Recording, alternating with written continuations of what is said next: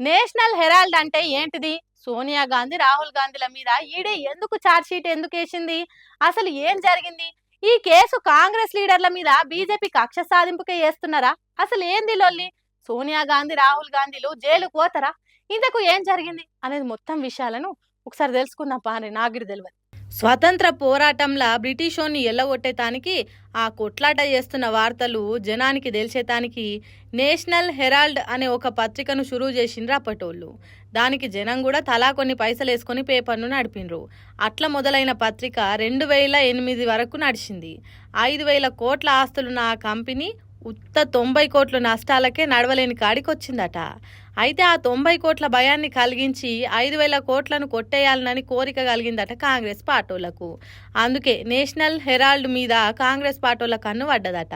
స్వతంత్ర పోరాటంలో స్థాపించిన పత్రిక కాబట్టి ఇది దేశ ప్రజల వారసత్వ ఆస్తి అనే వాదన వస్తుంది కాబట్టి, అట్లయితే కాంగ్రెస్ వాళ్ళ చేతికి నేషనల్ హెరాల్డ్ చిక్కది కాబట్టి ఇక్కడో ప్లాన్ వేసిండ్రట.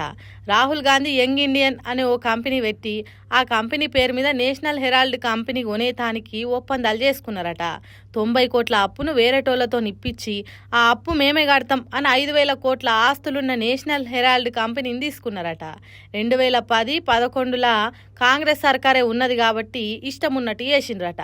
ఇట్లా జరిగిందని చెప్పిన మనిషి ఎవలంటే సుబ్రహ్మణ్య స్వామి అనే బీజేపీ లీడరు. మరి ఆయన చెప్పినట్టే జరిగిందా లేకుంటే కావాలనే బట్టగాల్చి మీదేసే ఉపాయమా అనేది మనకు తెలియదు. కానీ సుబ్రహ్మణ్య స్వామి నేషనల్ హెరాల్డ్ విషయంలో అవినీతి జరిగిందని కోర్టుకు ఎక్కిండు. దాని మీద చాలా పెద్దలోళ్ళే జరిగింది. ఇక ఇప్పుడు ఈడీ నేషనల్ హెరాల్డ్ పత్రిక విషయంలో ఎసొంటి తప్పులు చేసిండ్రు, 5,000 కోట్ల ఆస్తులను ఎట్లా కొట్టేయాలని కుట్రలు చేసిండ్రు అనేది ఛార్జ్ షీట్ల రాసిండ్రా. ఇన్ని రోజులు ఈ కేసు విషయంలో ఎవరి పేర్లు రాయలే కానీ ఇప్పుడు మాత్రం సోనియా గాంధీ, రాహుల్ గాంధీల పేర్లు రాసిండ్రట. అందుకే నేషనల్ హెరాల్డ్ కేసు కాంగ్రెస్ పార్టీల మెడకు చుట్టుకుంటున్నది అంటుర్రు. మరి చూడాలి ఈ కేసు ఎటు దిక్కుపోతుందో, ఏ పార్టీకి లాభం తెచ్చిపెడుతుందో, ఎవలకు సానుభూతి కలిగిస్తుందో. ఒక అప్పటోళ్లకు ఫోన్ అంటే ఏంటియో కూడా తెలిసేటి కాదు. చిన్న చిన్న డబ్బా ఫోన్లు ల్యాండ్ లైన్లో ఉండేది. గాదాన్ని చూసే ముడిచేటోళ్ళు. కానీ ఇప్పటోళ్లకు ఫోన్లు లేకపోతే మనసుకే పడతలేదు. అంటే ఊ అంటే టచ్ ఫోను. ఇక యాలకింత కూర తినకపోయినా పూటకో రీల్స్ చేయకుండా అయితుంటలేరు. అట్లా ఆ రీల్స్ పిచ్చితోనే ఎంత పని చేసిందో చూడురు గీ బుజ్జవ్వ. ఆగో షెల్లె నీళ్ళలో దిగింది. అయ్యరో అయ్యరో కొట్టుకపోయింది కదా. మరి ఎందుకు దిగిందో ఆ నదిలకు అని ఆరాధిస్తే రీల్స్ కోసమట. యూపీ ఉత్తరకాశీలున్న మణికర్ణిక ఘాట్ కాడ మరి ఏడా జాగలేనట్టు షెల్లె నీళ్ళకి దిగి రీల్స్ చేద్దామని ప్లాన్ చేసింది.